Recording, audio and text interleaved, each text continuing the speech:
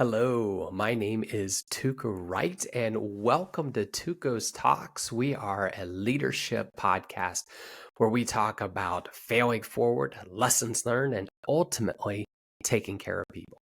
So today we're talking about the dangers of great books. So that sounds crazy, but let me ask you a question. Have you ever had somebody come up to you and say, "Oh, I've got a fantastic book. You have to read this. It will change your life. It will absolutely be the business book that will do everything for you." If you have, this podcast is especially for you. And wait for the last thing I have to tell you. It's so good. It's so obvious.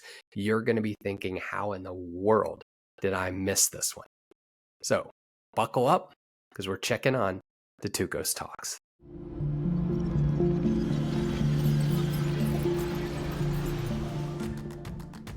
All right. Well, welcome to TUC0's Talks. I am excited to be here. This is going to be a great podcast. Before we get started, make sure you hit that like and subscribe. As you know, all proceeds go to help in Morae Classical Schools. We do scholarships for kids. So make sure you do that. That helps the algorithm, helps it grow.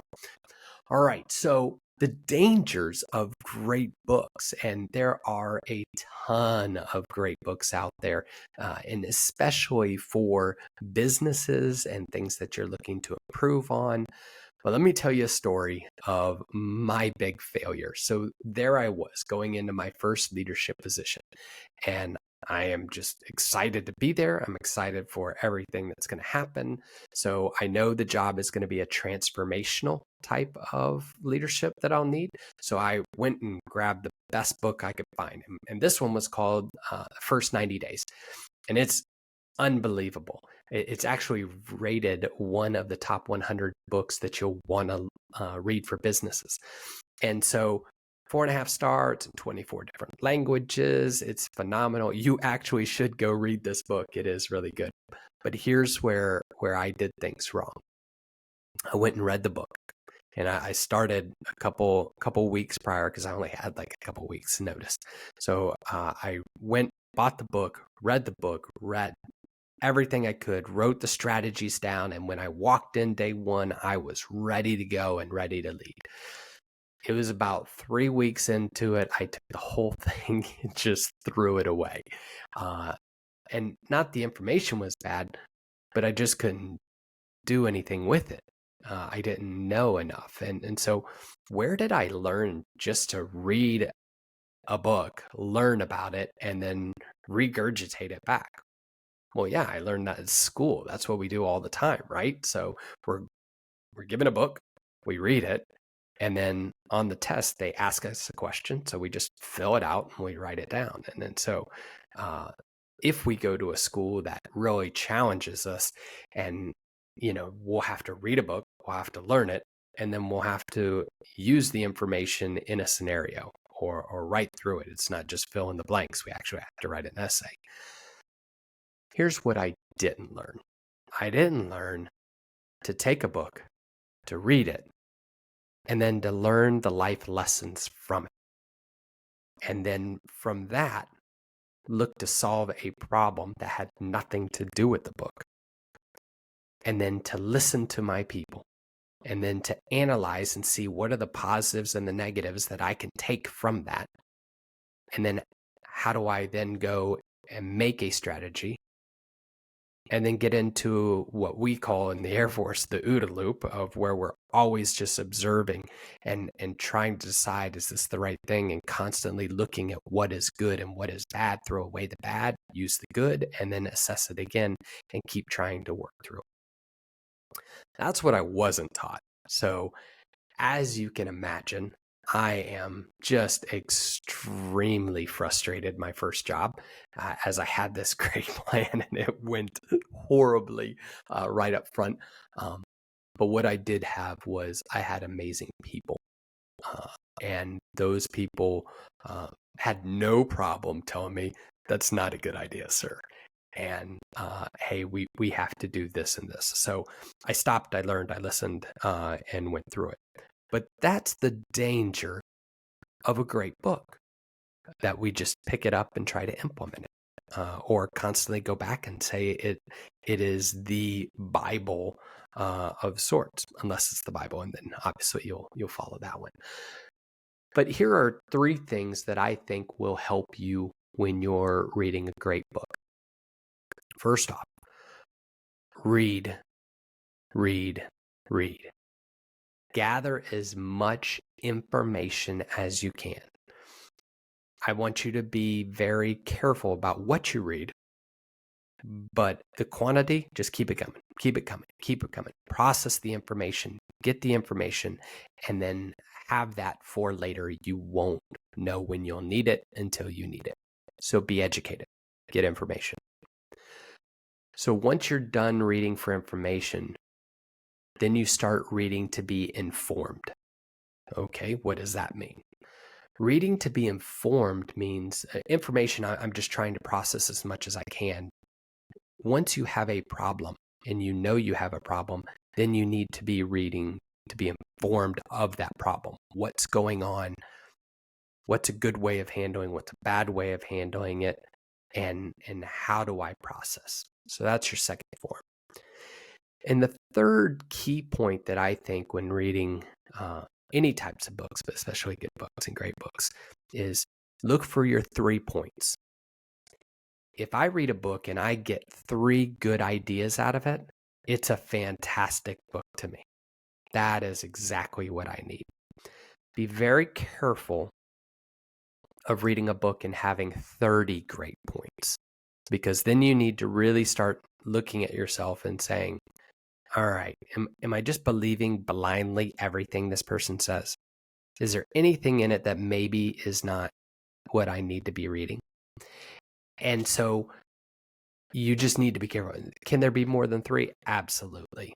Especially if you're reading like Simon Sinek, Malcolm Gladwell, Jim Collins, and you haven't read those concepts before, and you're just sort of like, wow, that's crazy. Yes, absolutely. And I know I still read Simon Sinek's Infinite Game was the last one I read. And there were probably 20 things in there that I was like, oh, that's so simple. How did I miss that? And so just be careful. But general rules, 3 things. Make sure that you don't go overboard. If it's under 3, then 2 things. 1, like yell at the person who told you to read that book that was not very good. Like, be very selfish with your time. You don't have a lot of it, so make sure it's great. And then 2, yell at yourself for continuing to read. Like, if there's nothing of value, if it's just not what you're looking about or looking for or thinking about, get rid of it. Like, if it's contrary to your beliefs, get rid of it and find another book. Don't think you have to finish just because you started. This is your journey on leadership and your journey on being informed and smart. So be specific. Now, I'm not saying don't read things that are counter to the way you believe. You have to be informed, but you know what I'm saying. All right. So if you're a leader and you're trying to convey information to your people, here's what you don't want to say. You don't want to go in and say, hey, I read this book and we are going to follow this book to the T because it will really help us with X, Y, and Z, whatever those things are. And good job on understanding the problem and reading a book on that problem. But you don't want to say that. Counter it with how other people are like, well, yeah, he read a book that he got for $20, a book's $1 million, and now he's the expert. Like that's just a bad look. And trust me, people will say that because ultimately they're the expert in what they do. You are overall responsible for their execution of that. But don't ever forget they're the expert. You call a meeting or staff meeting or you're already in one and say, hey, I've been listening to you over the last couple weeks or months, and I really want to try to help with this problem. Here is what I've heard you say is a problem. What I want to know is that accurate? I mean, is that really your problem? Do you think that's where we need to focus? And then you leave it for a week. Like, that's an open-ended question for them to email you, to text you, to come sit in your office, for you to sit in their office and talk to them. That's not something to answer in a staff meeting. It's way outside of staff meeting. Then have those conversations. Go back after that and say, all right, I appreciate everybody coming to me and clarifying this. You know, I read a couple years ago a book, and it really talked about this type of thing. So over the last week, I went and reread it and looked in, and I really think that there are some key points that we should use and implement. So here's what I'd like to do. If you want to go and read the book, here it is. But these are the key points that I think will work for our situation that ultimately ease your problem set. So I'd like to implement these 3 things. Don't implement the whole thing. 3 things that you think will be the most useful. And say, all right, I'd like to implement these 3 things. And then we're going to try it out for 3 weeks. And at the end of 3 weeks, let's get back together. We'll have a meeting and just talk about it. What's working? What's not? Whatever is working, let's keep that, keep it moving. What's not, scratch it. We'll readjust. We'll work on some other things. And we'll redefine what the problem is and then go from there. And then you can go back and use the other things that you think may be able to help only after you listen to the problems of the experts. And so what you have now said is, I value you. I value your expertise. I value what you're saying. I want to help you in your problems. I'm going to give you a solution that I think might work, but we're going to recheck it. And if you don't like it, we're going to get rid of it. And we'll continue to do that until we solve the problem to streamline everything and to make it more effective. And the difference between that and, hey, we're going to use this book and we're just going to follow it to a T is enormous. We're not asking for people to read something, to regurgitate it, and then to implement it. We're asking someone to understand the material, understand the principles, and assess it. And so at the beginning, I told you, I was like, something that is going to be so obvious and so good that you have to remember it. And here it is. All these great books, and they are really good books that can help, were not written for you and your problem. Like, we all know that, right? But do we? Like, do we really understand that you're supposed to take the information to understand why it applies and how it applies in certain situations, and then go back to your specific work and your specific job and with the people that are in your specific office and see if it works, and then define it, try it in your mind, and then actually go and implement it? And so I say that because really you have 2 options. You can go in with a piece of information and a philosophy, and you can adjust that to your people. Or you can go in with your particular information and ask your people to adjust to it. And you will not believe how many people do the latter. Like, you have to adjust your information to your people. If you go in and say, I need you to change the way you think and do things to fit a problem set that I got out of a book, 1, people are going to reject it. But 2, and more importantly, people are going to reject you because they're tying you, your leadership ability, your care for them by how you present the information. So be very careful about great books. There's a lot of danger in them.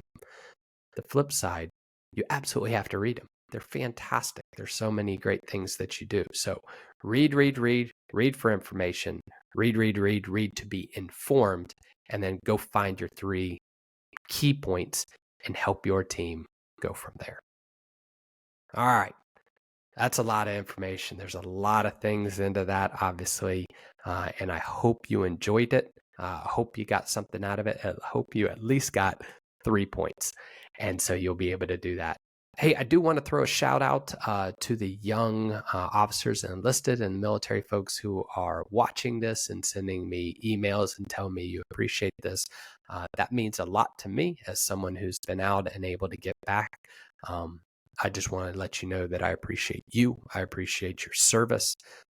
And I want you to stay safe out there and make sure to always take care of your people. For everyone else, thank you. Appreciate you. Hope you guys enjoyed it. And this is TUC0's Wright. Checking off.